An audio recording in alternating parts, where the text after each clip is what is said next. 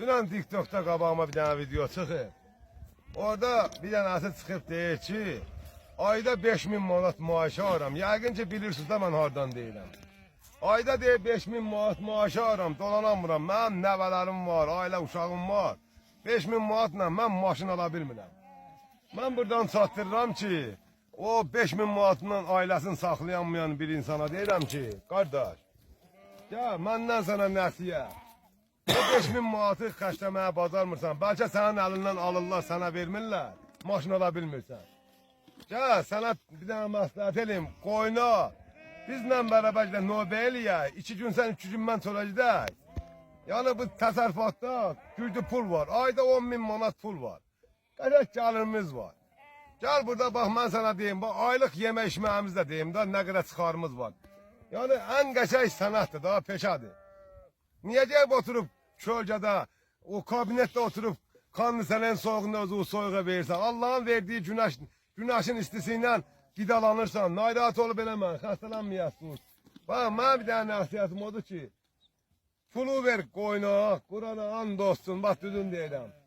O 5000 manatı xərcləyə bilmirsən, desən dolananmıram, ürəyim sıxıldı, sən dolananmırsan. Amma mən sənin dolanışın yolunu tapım. O ola bilər, sənin pulun kimisə cibinə gedər. Bax, biz ayda 50 manatından, biz bir ay 50 manatından ötüşürük da. Sənə ən yaxşı yeməklər deyim, ən zulalı yeməklər deyim ki, o 5000 manatını qazanamayan insana, qardaşa deyirəm. Qardaş, bax, ən qəşəng lüks yeməklər deyirəm. Kəndinin yediyi yeməklər.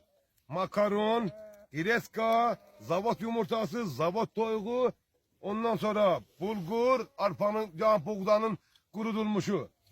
Bir de ne diyeyim? Çölde bitmiş kazağıdır, şomundur, perpenzerdir.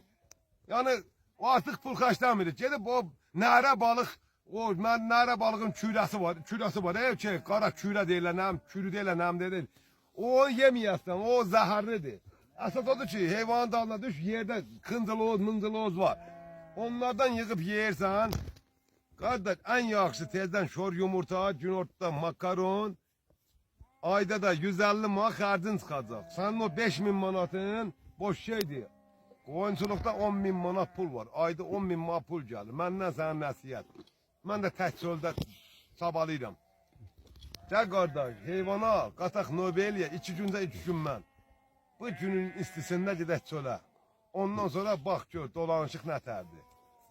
Bəs deyilin hə, 5000 manatdır. Mən 5000 manatla Avropanı gəzərəm.